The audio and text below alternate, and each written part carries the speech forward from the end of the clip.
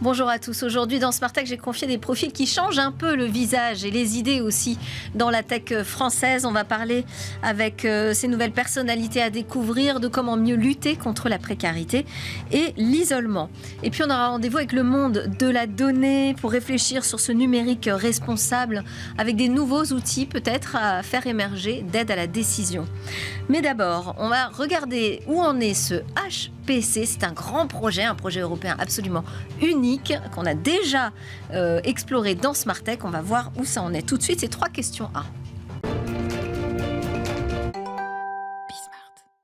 Alors, comment avance ce projet de microprocesseur haute performance européen et puis surtout basse consommation? C'est ça qui en fait un projet absolument unique en son genre. Ce processeur espère être embarqué dans les prochains supercalculateurs mondiaux. On en parle avec Philippe Noton. Bonjour Philippe. Bonjour Delphine. Ravi de vous recevoir à nouveau dans Smart Tech. Vous êtes le cofondateur de Cyperl, donc qui porte ce projet qui est hyper stratégique parce que remettre l'industrie du microprocesseur sur les terres européennes, c'est un sacré enjeu, même géopolitique aujourd'hui. C'est évidemment un projet donc soutenu par l'Union européenne. Alors, ce HPC, ce microprocesseur européen, je le disais, il a vocation à équiper les supercalculateurs, d'abord en Europe, mais plus largement partout dans le monde. Mais je voulais savoir déjà, en Europe, on se positionne comment par rapport aux supercalculateurs? On en a combien? Alors, ça va de mieux en mieux. Oui. Ça, c'est l'effort européen DG Connect et EuroHPC depuis quelques années. Il y en a il y a un classement international qui s'appelle le Top 500. Vous allez voir que maintenant, dans le Top 10, il y a plusieurs machines européennes. Il y a une machine en Finlande, il y a une machine en Italie, Leonardo, il y a la machine allemande, le Jupiter, dont on va faire partie, qui va être allumée en 2025, qui sera probablement la plus grosse machine européenne à ce moment-là. Donc oui, l'effort européen On dit paye. aussi que chez Scaleway, qui travaille avec le laboratoire QTI, annoncé en grande pompe en novembre à Paris, il y a un supercalculateur qui est équivalent d'un top 10 aussi. Alors il y a Nabucodonosor, qui font avec Nvidia, qu'ils ont annoncé il y a quelques mois, tout à fait, une valeur, je crois, de 200 millions d'euros, quelque chose comme ça. Alors je ne sais pas s'il va apparaître exactement dans le même classement, mais c'est effectivement très très visible. Donc ça pousse dans le bon sens, les efforts européens commencent à payer. Mais vous nous dites 0% aujourd'hui des microprocesseurs qui équipent les supercalculateurs en Europe sont européens. Alors ça, c'était avant. Ah, avant quoi? Là, ce qui change, avant qu'on arrive, avant l'Europe, etc. Effectivement, après nos annonces en fanfare d'une des plus grosses séries A françaises là, en avril, on a annoncé, c'était en septembre, qu'on a été sélectionné pour la partie calcul intensif de cette machine allemande, le Jupiter. C'était technologie Cyper, donc sur base européenne, en phase de technologie américaine, il faut le dire pour ça. On a gagné, parce qu'on a le plaisir d'avoir été sélectionné pour être le moteur de calcul, la partie CPU de ce supercalculateur qui en 2025 sera la plus grosse machine européenne.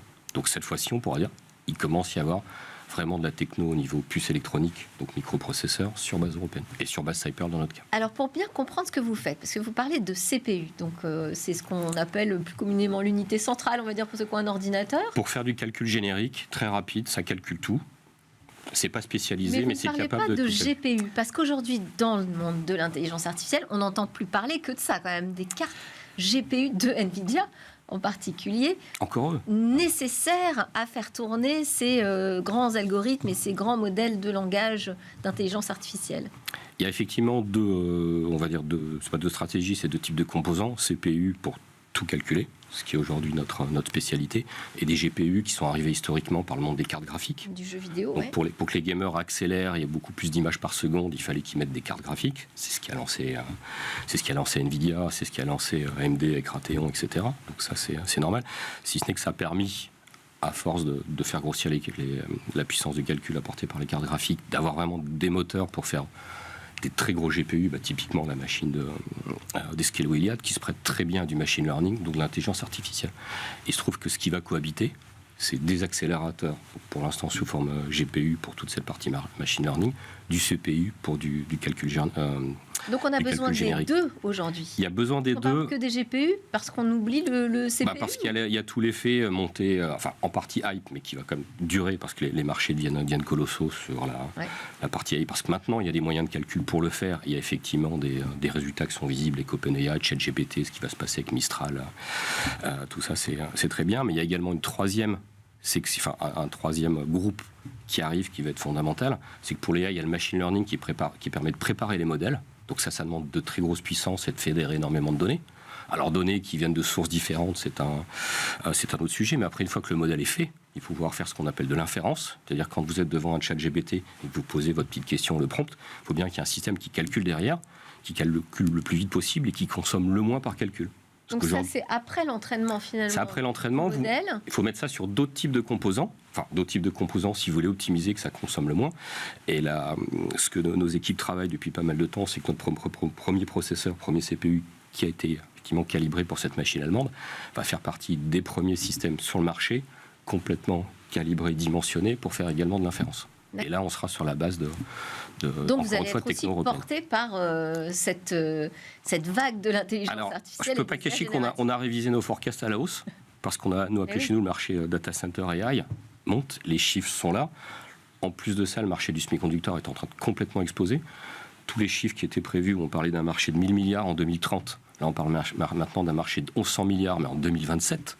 Et rien que la partie semi-conducteur pour les AI, par la présente 400 milliards sur 2027. C'est juste absolument colossal, et c'est quasiment la moitié du marché semi-conducteur qui va être pour ce type de composants. Donc on est forcément très content d'être sur cette sur 400 milliards, ça semble un chiffre incroyable, exceptionnel, mais alors j'ai envie de dire, c'est rien à côté de cet autre chiffre que j'ai entendu, 7000 milliards de dollars qu'irait chercher Sam Altman, donc ce patron désormais indéboulonnable d'OpenAI, qu'irait chercher pour développer cette industrie des microprocesseurs dont ont besoin énormément ces modèles de langage et ces intelligences artificielles. Quelle est votre réaction quand vous entendez ça? Est-ce que il est venu vous voir, par exemple, Sam Altman? Alors, on discute plutôt pour l'instant avec ses concurrents européens, parce qu'il y a OpenAI côté US, mais il y a Mistral, il y a Alec sur la partie allemande, parce que l'idée, c'est comme de fédérer un écosystème, et tous ces modèles d'intelligence artificielle se posent pas uniquement sur des systèmes Nvidia et des systèmes américains. Donc il faut faire créer la concurrence. Et ce qui est assez explosif sur le marché en ce moment, c'est les composants qui pour l'instant sont uniques, qui font très bien, qui sont très chers. C'est pour ça que toutes les courbes sont énormes. Et il y a un goulet d'étranglement en production, chez TSMC à Taïwan, parce que c'est un système qui est pénurique. On est sur des puces qui sont très grosses. Donc il faut plus de temps, c'est très compliqué, il faut plus de temps pour les produire. D'où son idée d'avoir beaucoup plus d'usines. Oui. Non. Admettons que les 7000 milliards arrivent. Ça va déjà fou. Voilà. Oui. C'est fou, mais bon, admettons que ça arrive. Maintenant, pour faire des usines, il faut énormément de temps. En fait, il y a plusieurs dimensions. Il y a la dimension argent, admettons que ce soit réglé, la dimension temps, la dimension surface. Une fonderie, c'est pas un terrain de football, c'est un aéroport. Donc il faut trouver la surface, il faut énormément d'eau, il faut des terres rares, et il faut surtout, quelque chose qu'on n'a pas oublié, c'est des techniciens et les ingénieurs pour les faire tourner. Et dans le cadre des extensions de fonderies en ce moment qui dérivent de tous les Chips Act, US Chips Act, etc., des grosses problématiques, c'est plus l'argent pour ça, c'est trouver des ingénieurs et des techniciens pour les faire. Donc à un moment, il va y avoir une saturation. Bon, ça reste assez mystérieux. Mais il y a quand même pas mal de cases à cocher pour être capable de le faire. Bon, après, même s'il a passé 7000 milliards, qu'il en a un petit peu moins, ce sera déjà beaucoup, j'imagine. Est-ce que ça peut ruisseler jusqu'à votre activité ? C'est parfait, parce que nous, ce qu'on cherche, c'est des usines. Et voilà. Donc, et puis un peu de dollars aussi. Et en plus, il y avait des usines en Europe sur le type de techno qu'on utilise, ça sera encore mieux, effectivement. Merci beaucoup, Philippe Mouton. Merci de m'avoir invité. À mes questions. Et ensuite, de près, votre projet autour de Cypearl avec le HPC franco-européen. Merci. Allez, à suivre, on va recevoir de nouveaux visages de la tech pour parler d'une nouvelle façon de lutter contre l'isolement et la précarité. Allez, c'est l'heure de notre rendez-vous avec des profils qui changent le visage de la tech. Ça fait du bien. Merci Chloé Sebag de venir toujours très bien accompagnée. Bonjour, vous êtes la porte-parole de Diversity Days et vous êtes venue aujourd'hui avec Wassila Djellal. Bonjour Wassila. Bonjour. Vous êtes la fondatrice des Infatigables, pas comme ma voix. Et Brahim Bourkia, fondateur de Suspend All. Bonjour. Vous allez nous expliquer tout ça tout à l'heure, mais je voulais qu'on démarre avec des chiffres, Chloé, des chiffres sur ce sujet qu'on va traiter ensemble tous les trois, de l'isolement et de la précarité en France.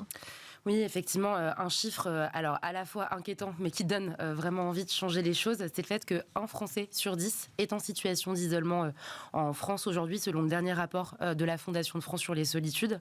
Un autre chiffre, un Français sur 5 dit se sentir seul, et parmi ces personnes, 83% indiquent en souffrir. On le sait, il y a un lien fort entre isolement et précarité, et cette sensation d'isolement, elle ne fait que grandir. Donc, Aujourd'hui, on est à la veille de la Journée mondiale pour la justice sociale. On s'est dit que c'était important de parler des solutions. Et voilà, je suis venue accompagnée de 2 super pépites, de 2 super entrepreneurs qui portent des solutions fortes et qu'on va découvrir. Absolument. On va commencer avec Wassila Djellal, donc, et les infatigables. Mais qu'est-ce que c'est les infatigables ? Alors, les infatigables, déjà, les infatigables, c'est nos seniors, nos contributeurs. Et donc, les infatigables, c'est une solution qui lutte contre l'isolement social de nos aînés en leur proposant des activités fun et adaptées à leur âge, grâce à une plateforme tech. Donc, c'est des seniors qui sont en situation d'isolement, qui se sentent en situation... C'est quels seniors ? Exactement. C'est des seniors qui sont à la retraite, en fait, et qui se sentent en situation d'isolement social et qui ont envie de toujours avoir une vie sociale riche après l'arrêt de l'activité professionnelle. Okay. Et en fait, on propose un panel d'activités qui sont basées sur leur centre d'intérêt, organisées en petits groupes pour répondre justement à leurs besoins de créer du lien social et surtout dispensés par des professionnels que l'on forme et que l'on accompagne. Et s'ils sont en situation d'isolement, comment est-ce que vous allez les trouver, justement ? Alors nous, notre offre, elle s'adresse en fait à toutes les structures qui accueillent ce public senior. Donc en fait, on travaille avec les collectivités via les clubs seniors des mairies. On travaille également avec les résidents seniors autonomie, donc des personnes qui sont déjà en résidence ou en EHPAD, et également avec les bailleurs sociaux.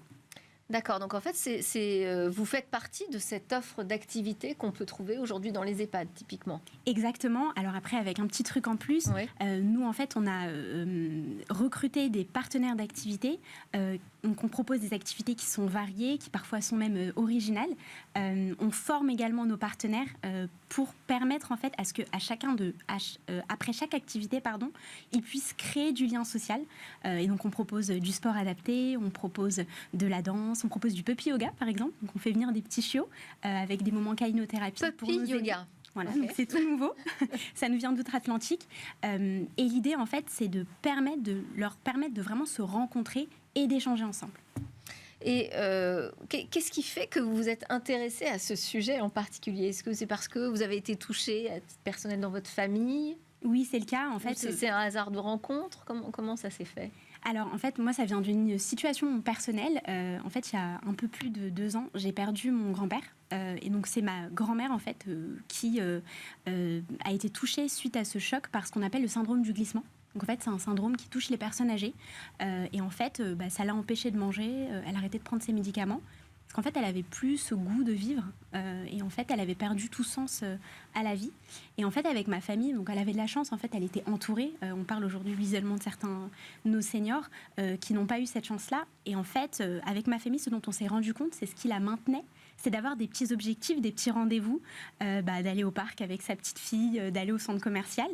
Et en fait, quand j'ai creusé et que je lui ai proposé ces petites activités-là, ça l'a fait remonter finalement, parce qu'elle a combattu ce sentiment de vide, et c'est comme cela que j'ai commencé à chercher finalement ce qui était proposé à ma mamie. J'ai fait 2 constats. Le premier, c'est que j'étais pas forcément garantie d'avoir des activités à faire avec elle qui soient vraiment adaptées à elle.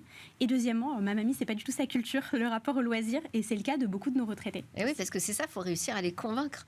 Il y a une part de technologie, de numérique que vous utilisez pour proposer ces offres ? Oui, alors nous, on a une plateforme en fait, et on permet à nos bénéficiaires et surtout à nos clients, donc les collectivités, les résidents seniors et les bailleurs, de construire une politique d'animation forte et claire pour lutter contre l'isolement social de leur public. C'est une plateforme ? Oui, exactement. On a une plateforme. Ils ont accès à notre panel de prestataires d'activités. Donc, comme je vous disais, des professeurs donc une sorte de place de marché ? Exactement, avec tous nos prestataires. Et ils peuvent choisir en fait les activités qui leur plaisent et qui plaisent à nos bénéficiaires. D'accord. Et alors, vous êtes lancé quand ? Vous en êtes tout du développement de votre start-up et vous allez où ?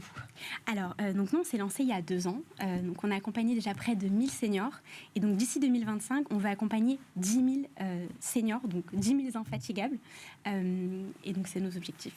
D'accord. Donc, ils sont vraiment infatigables. Ils sont infatigables. Ça, je tiens vraiment à le dire. Et d'ailleurs, pour revenir sur notre nom, avant de lancer l'entreprise, moi, j'ai interrogé beaucoup de nos aînés.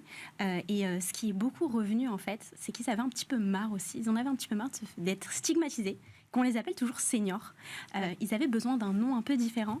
Ils avaient besoin qu'on les nomme d'une autre façon. Et donc, c'est aussi pour ça qu'on a décidé d'appeler la boîte Les Infatigables, justement pour leur rendre hommage. Très positif. Alors, on va passer à votre histoire, Brahim Bourkiat, donc fondateur de Suspend All. Suspend All, je le prononce bien, c'est on suspend tout, c'est ça? Exactement. On suspend la dalle en français et on suspend tout en anglais. Ah. Et c'est une mise à jour. Suspend la dalle, donc la fin. Exactement. Pour les moins jeunes. Ouais. C'est une mise à jour en fait du burger suspendu. Moi, j'avais un resto de 2017 à 2023. Je l'ai vendu pour pouvoir me consacrer justement à mon application. En 2021, j'ai lancé un concept. Je me suis inspiré du café suspendu. Mais moi, j'ai fait des burgers suspendus pour les étudiants qui étaient en galère, un peu entre guillemets. À savoir qu'en 2021, il y avait des étudiants qui arrivaient jusqu'au suicide en France parce qu'ils n'avaient pas à manger, laisser des lettres, comme quoi c'était compliqué pour eux. J'ai décidé, moi, de lancer un concept dans mon resto à Mantes-la-Jolie. Et, vous êtes restaurateur, vous, à l'origine. Exactement, ouais. exactement. Je le suis toujours. Toujours. Ouais, le restaurateur au grand cœur, c'est mon surnom. Donc voilà, ça a été. Je voulais lancer un concept pour faire bouger les choses un petit peu à mon échelle. Donc les clients qui se présentaient dans mon resto, ils avaient la possibilité, s'ils le souhaitaient, de payer un menu en plus, qui restait donc suspendu, et que nous, on redistribuait aux personnes dans le besoin. Et pourquoi suspendu? Ils le payent, ils ne le récupèrent pas, donc nous, on le suspend. Okay. On est des suspendateurs, je crois. C'est comme ça qu'on dit. Je ne sais pas si ça existe. Et voilà, il reste en suspens chez nous jusqu'à être récupéré par une personne dans le besoin. D'accord. Et comment est-ce qu'il est récupéré, alors, ce menu? À la base, je le faisais uniquement dans mon resto. Je notais sur un calepin les burgers qui ont été payés. Et quand l'étudiant venait, je barrais ce que moi j'avais suspendu. Sauf que ça a pris... vous le suspendez virtuellement, on est d'accord? Exactement. Parce que sinon, le burger, il va vite refroidir. Il sera plus frais. Oui, justement, on a... Parce que c'est compliqué, du coup, derrière, en termes de logistique. En fait, vous ne savez pas quand est-ce que cette commande va arriver? Exactement. À la base, vu que je le faisais uniquement dans mon resto, c'était moi qui gérais le resto, c'était facile à gérer, on va dire. Sauf qu'on a été mis sur le devant de la scène. Notre concept a été mis dans les... On a parlé de nous dans les médias nationaux et internationaux. À savoir qu'on a fait un média marocain, japonais, qatari. On a fait beaucoup de médias. Et en fait, tout le monde a kiffé le projet. Mais moi, je ne savais pas comment leur dire. Je recevais en fait des messages d'étudiants qui me disaient « Dommage que tu ne sois pas sur telle ou telle ville, parce qu'on a faim. » Et des restaurateurs qui me disaient « Comment nous aussi, on peut faire la même chose que toi ?» Et après le Covid, il y a eu les QR codes qui sont apparus. Et du coup, je me suis dit « Il faut qu'on essaie de faire une espèce d'application avec un QR code pour faciliter aux gens qui puissent donner facilement et que les étudiants puissent récupérer facilement. » Et donc, on en a fait une première. Donc, concrètement, comment ça fonctionne et comment vous sélectionnez les personnes qui ont accès à ces menus suspendus? Dans la première version de l'application qui s'appelait le Burger Suspendu, on a créé une application qui est assez facile d'utilisation. En fait, quand les clients se présentent chez le restaurant partenaire, ils payent un menu s'ils le souhaitent en plus sur l'application. Et ça apparaît quand vous cliquez sur la fiche du restaurateur, vous voyez à combien de menus suspendus. Et les étudiants qui sont en galère, ils pouvaient se connecter, réserver un menu et aller le récupérer avec une réservation. D'accord. Pas de conditions de ressources? Non, on se dit qu'à partir du moment où ils viennent demander à manger, c'est qu'ils ont faim, c'est qu'ils sont peut-être dans le besoin. Ouais. On n'est pas un établissement bancaire, on ne va pas leur demander une fiche d'impôt, on ne va pas leur faire un crédit. Donc c'est à manger. Et puis voilà, on est là pour leur faciliter la tâche un petit peu. Et le concept, il se développe alors? Il se développe. Il se développe comment? On était le burger suspendu, on est devenu Suspend All, parce qu'on s'est rendu compte que les étudiants n'ont pas forcément envie que de manger, ils ont besoin de paniers solidaires. À savoir que dans l'application, on a mis 5 pôles. On a mis les paniers solidaires, les paniers de première nécessité hygiénique et alimentaire, la nourriture, la culture, parce qu'ils ont peut-être aussi envie d'aller au théâtre ou au cinéma, le social, tout ce qui est vêtements, coupe de cheveux, et les fournitures scolaires. Okay. Donc on a commencé à avoir quelques petits partenariats à droite à gauche pour agrandir notre application. Il faut qu'il y ait un lieu physique aussi à chaque exactement, fois. Voilà. Exactement. Ça, c'est un coût important, j'imagine, dans votre business model. Non, en fait, nous, à savoir qu'on a une association loi 1901, donc on ne prend pas de bénéfices. Les partenaires qui nous rejoignent, ils nous rejoignent gratuitement. S'ils veulent faire un don à l'association, c'est libre c'est à leur gré, en fait. Et en fait, c'est soit leurs clients qui suspendent des choses. Admettons, dans un restaurant, c'est soit le client qui suspend un menu, soit le restaurateur qui décide lui-même d'agrémenter son stock de nourriture. Et à savoir qu'il n'y a aucun déchet, il n'y a rien qui est gaspillé, en fait. Oui, parce que vous produisez à la commande. Exactement. Et on produit, c'est pas à la commande, on produit lorsque l'étudiant se présente chez le commerçant avec sa réservation. C'est à ce moment-là qu'ils produisent plutôt.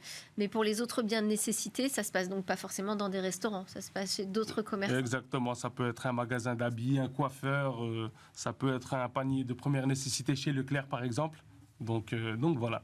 Eh ben, c'est super, félicitations. Et alors, vos objectifs là, de déploiement pour 2024 ? On souhaite nourrir 10 000 étudiants par jour, à savoir qu'en France, il y a 75 000 restos. Si on se base que sur le côté nourriture, on espère signer 1000 restos. Et dans chaque restaurant, suspendre 10 menus par jour, ce qui nous fait 10 000 menus de suspendus par jour. Donc potentiellement 10 000 étudiants nourris par jour.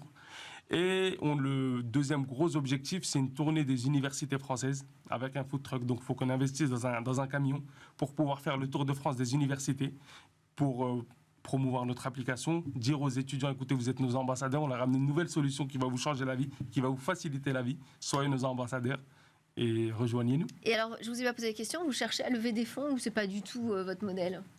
Alors là, pour moi, pour l'instant, c'est pas d'actualité. Et moi, ça l'est. Ça l'est, pour le food truck en l'occurrence. Exactement, le food truck plus la tournée qui va nous coûter un petit peu d'argent. Et alors Chloé, j'imagine qu'ils ont participé à des programmes Diversity Days, tous les deux ? Oui. Ils ont participé au même programme d'ailleurs, programme entrepreneur de l'association. Et donc voilà, on est trop content de les avoir rencontrés, on est trop content de les avoir accompagnés parce que, personnellement, je trouve qu'ils sont incroyables tous les deux, des histoires incroyables, c'est super. Un impact incroyable sur la société aussi. Et puis on continue d'accompagner d'autres entrepreneurs. Là, dans les prochains jours, on lance une nouvelle promo spéciale sport et e-sport en vue des JOP qui arrivent à grands pas. Et puis, autre actualité dont je voulais parler, mais qui ne concerne pas directement Diversity Days, même si on a des liens très forts, puisqu'on est partenaire avec la French Tech. French Tech Tremplin, il y a une prépa. Les candidatures sont ouvertes et pour celles et ceux qui lancent leur boîte et qui sont sous-représentés dans l'écosystème tech, ça peut représenter vraiment une aide, un tremplin, un propulseur. Voici là, je sais que tu y as participé. Donc voilà, je voulais le dire, les candidatures sont ouvertes jusqu'au 1er mars et il faut éviter toute autocensure et se lancer parce que ça peut changer les choses. Il faut y croire en fait. J'imagine qu'au départ, on se dit « Oh, c'est pas sûr que je sois pertinent pour participer à ce genre de programme et tout. » Et en fait, il faut tenter. Il faut se lancer. Il faut se lancer, il ne faut pas lâcher. Bon, et alors vous êtes la relève des Restos du Cœur. Vous allez changer l'image des EHPAD. C'est ça, vous êtes l'avenir en fait, tous les deux. C'est super, merci beaucoup. Merci Chloé Sebag, porte-parole de Diversity Days, d'être venue avec vos invités. Merci Delphine. Voilà Sila Djellal, donc fondatrice des Infatigables. Et Brahim Bourkia, fondateur de Suspendall. Merci beaucoup. Merci. Allez, on termine ce Smart Tech avec une question autour du numérique responsable et peut-être de nouvelles façons d'aider à prendre des bonnes décisions en entreprise là-dessus.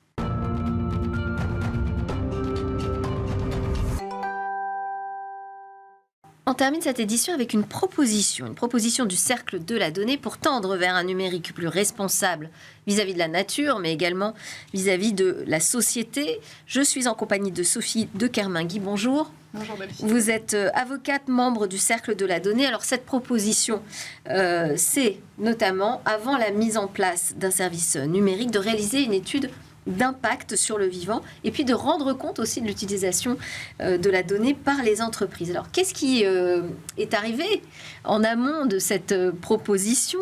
Pourquoi ce constat ? Sur quoi s'appuie-t-il ? Alors oui, la philosophie derrière cette proposition et de manière générale en fait de l'étude, c'est de mettre en balance les bienfaits de toute nouvelle technologie donc qui génère de la donnée avec ses méfaits, à l'aune de ses méfaits, pour éviter ce qu'on appelle le bluff technologique. Alors cette philosophie, elle n'est pas nouvelle, elle a été théorisée par le sociologue et philosophe Jacques Ellul il y a déjà quelques décennies, donc il était assez précurseur dans le domaine. Et pour prendre un parallèle avec quelque chose d'encore plus concret, par exemple pour le plastique, pendant des décennies, on n'a vanté que les bienfaits et aujourd'hui, évidemment, on constate que ce n'est pas le cas. Donc, en toute modestie, au Cercle, on voudrait éviter, en ce qui concerne le numérique, de reproduire des erreurs du passé en prenant en compte dès maintenant, en fait, l'empreinte de la donnée du numérique sur le vivant. Alors, je précise tout de suite à nos auditeurs que l'empreinte, ça regroupe 3 dimensions. En fait, c'est une empreinte sur les ressources naturelles, par exemple l'énergie, parce que la donnée nécessite beaucoup d'énergie pour fonctionner. une empreinte sur la biodiversité, avec l'artificialisation des sols ou encore les déchets numériques. Et enfin, une empreinte, c'est là où c'est intéressant, sur la santé physique et psychique des êtres humains, parce qu'on sait aujourd'hui que le numérique et la donnée, ça peut avoir un impact, par exemple, pour des dépressions, un renfermement sur soi, des troubles du sommeil. Donc, dans l'étude, on a 4 propositions. Il y en a déjà 2 qui ont été présentées par 2 autres membres du cercle. Une qui est l'autorisation préalable de mise sur le marché, au même titre que les médicaments. Et la deuxième, l'éducation. Donc, celle aujourd'hui que je vais proposer... Présentée dans Smartech, je précise. Oui. Mais celle que je propose aujourd'hui, c'est... elle n'a pas pour but, en fait, de charger encore plus la barque des entreprises. C'est la question que j'allais vous poser. Ouais. C'est ça. C'est qu'en fait, ce qu'on veut proposer, c'est quelque chose, un vrai outil d'aide à la décision pour les entreprises. Et ce n'est pas quelque chose qui vient encore plus charger la barque, parce qu'on sait qu'aujourd'hui, il y a beaucoup de règles législatives en place. Donc, en 2 mots, ce serait en fait qu'il y ait une étude d'impact préalable qui soit faite par les fournisseurs de services numériques, mais aussi par les entreprises. Mais très concrètement, que devrait prendre en compte selon vous cette étude, cette analyse ? Alors oui, pour que ce soit un peu plus concret, en fait, ce qu'on propose, c'est que le fournisseur d'un outil ou d'un service numérique, par exemple un logiciel ou un objet connecté, en fait, il détermine l'éco-score de ce dernier et que cet éco-score soit publiquement accessible. Alors, on connaît tous les Nutri-Score qui existent pour l'alimentaire. Bon, il faut savoir qu'il existe aussi des éco-scores qui ne sont pas obligatoires. Mais donc, l'idée, ce serait de les étendre en fait, au numérique. Et c'est tout à fait possible en fait, en pratique de le déterminer. Enfin, on pense que c'est possible parce que l'ADEME, aujourd'hui, propose des critères pour déterminer cet éco-score dans l'alimentaire. Il serait possible de le faire pour le numérique. Et donc, comment en fait on le calculerait ? On aurait quoi dedans ? Voilà, c'est ça. En fait, dedans, comme critère. Ce serait l'empreinte en fait sur les ressources naturelles, par exemple l'énergie qu'a consommé l'outil pour être construit, sur aussi la biodiversité par rapport à son recyclage, ou encore pour un service numérique, s'il est gratuit, ça a un impact, on le sait, sur l'addiction, donc en fait la santé psychique des êtres humains, parce que quand c'est gratuit, ça pousse souvent à l'addiction. Donc voilà, ce serait des critères, des idées pour essayer de déterminer l'éco-score dans le numérique. Ok, et vous imaginez quel bénéfice direct aurait cet éco-score selon vous ? Alors, il y a 2 composantes en fait pour le fournisseur. Ce serait de pouvoir en fait changer certains paramètres de son outil ou de son logiciel pour le rendre plus responsable, plus résilient. Et pour les utilisateurs, donc que ce soit des consommateurs ou les entreprises, ce serait en fait de pouvoir décider en fait de quel outil ils veulent dans leur entreprise en toute conscience en fait écologique, si on veut. Et d'ailleurs, à ce titre-là, une des autres propositions qu'on fait, ce serait que les entreprises soient aussi plus responsabilisées sur le numérique. Ainsi, dans leur rapport RSE, il y a un bilan de l'activité numérique et de la donnée de l'entreprise avec certains seuils à ne pas dépasser. Donc, concrètement, plus vous utilisez de services et d'outils avec un mauvais éco-score, et plus votre bilan est mauvais. Et d'ailleurs, c'est intéressant de réaliser aussi cette étude parce qu'il y a des chiffres, quand on les donne, qui sont assez révélateurs. Entre 25 et 50% des logiciels dans le système d'information d'entreprise ne sont pas utilisés en pratique souvent par les salariés. Donc, c'est assez important. C'est pour ça que parfois, il faut quand même réfléchir avant d'utiliser un outil. Voire avant d'en racheter un autre. Voilà, exactement. Et donc, voilà, pour conclure cette proposition, c'est vrai qu'on parle aujourd'hui beaucoup de responsabilité dans beaucoup de domaines. Ce serait un vrai outil d'aide à la responsabilisation à la fois des fournisseurs et des utilisateurs du numérique. Merci beaucoup Sophie de Kermingui, donc avocate et membre du Cercle de la Donnée. Et puis merci à tous de nous suivre avec une grande fidélité sur la chaîne Bismart. Je sais aussi que vous nous écoutez en podcast et que vous nous suivez sur les réseaux sociaux. C'était Smartech, on se retrouve très bientôt. Je vous souhaite une excellente journée en attendant.